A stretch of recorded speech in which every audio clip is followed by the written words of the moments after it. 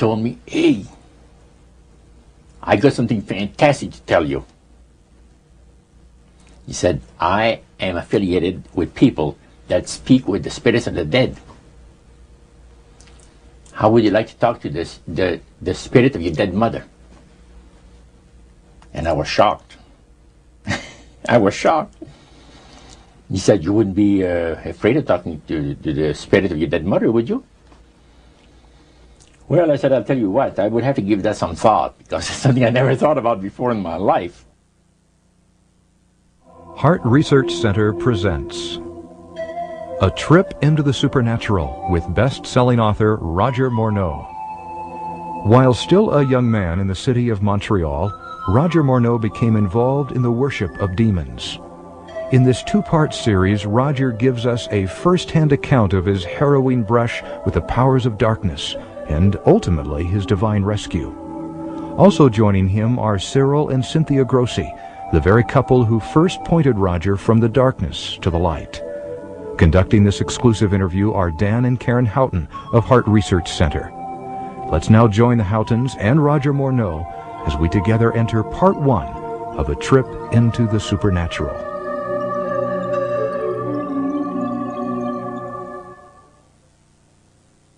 How in the world did you ever get involved in praying to demon spirits? Well, when I came out of the Navy after World War II, I was looking to take up a trade in Montreal, Canada. And at that time, I ran across a fellow that had been on a particular ship with me. And he said, hey, Morneau, you're alive. How nice to meet you. He says, let's have dinner tonight.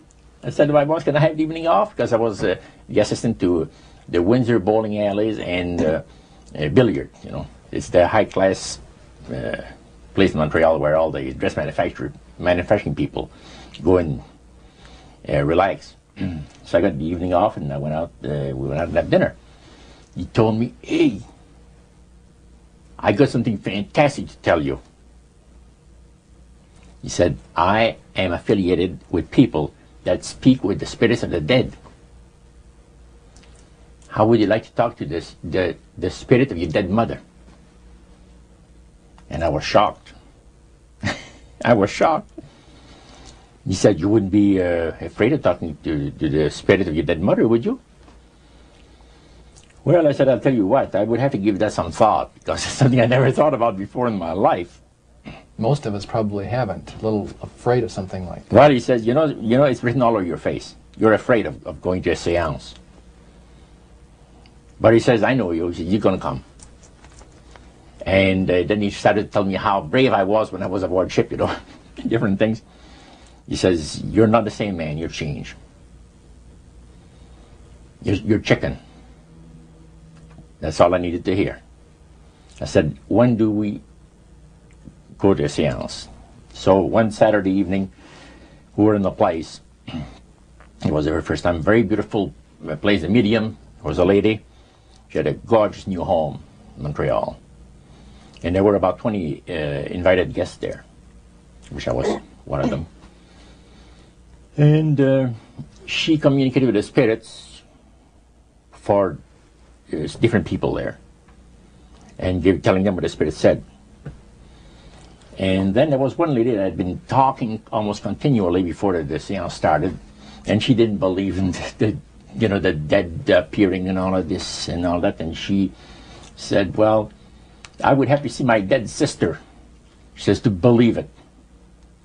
So while the seance was going, one man said, I would like to talk to my friend that died 6 months ago, but I don't want him to appear. Just want to talk to him. Because he says, I don't trust you talking to my friend for me. So the medium says, let me inquire of the spirit. Yeah, the spirit will talk with you. And that big masculine voice was heard in the place. It says, hi, Frank. It's nice of you to ask for me to talk with you. And they had a little chat. And after it was over, Frank says, this is the greatest thing on earth.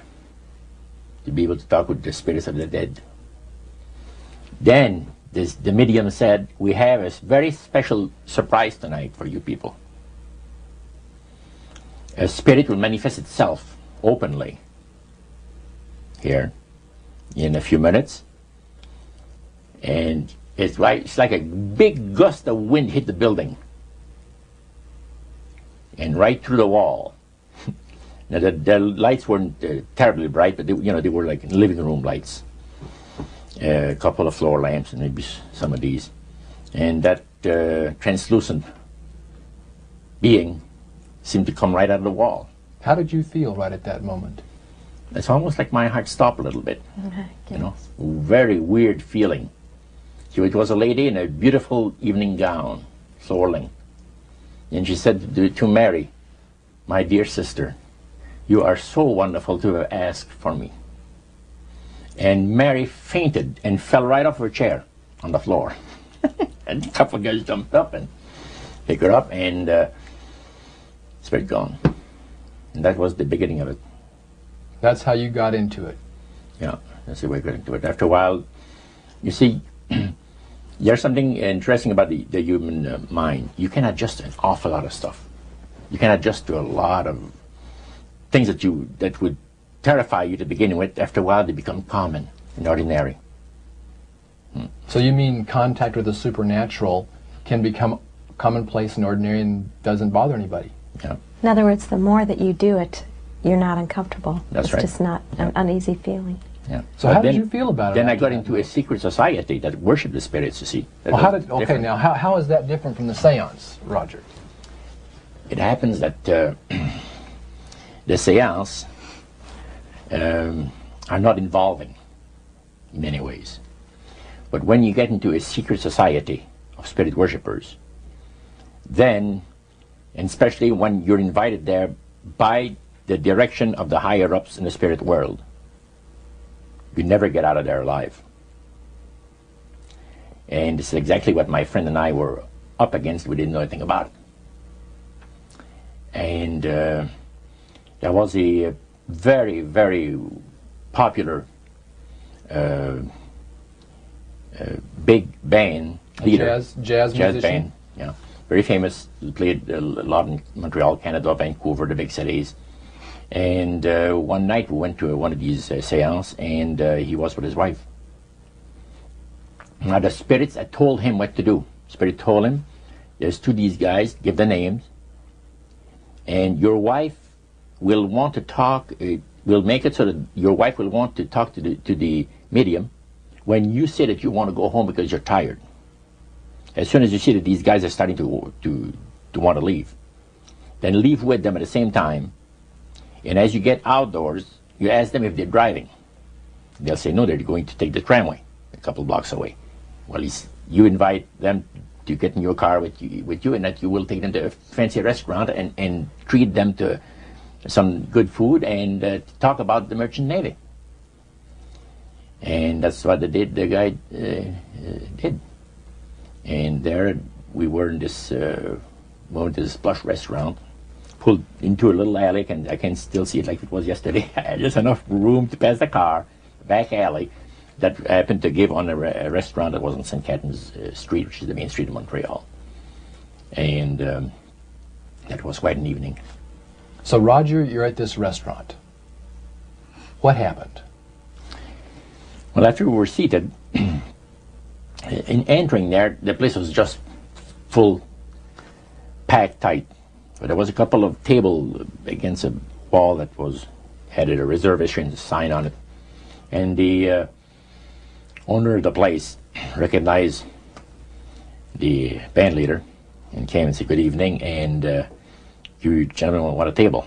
So you're one of the reserve people. So we sat there, and we had our favorite alcoholic beverages, you know. And as we talked, the band leader says, how long have you fellas been involved with sorcery? And it shocked us a little bit. And I said, exactly what do you mean? Well, he said, you know, what you people are doing, talking to the supposed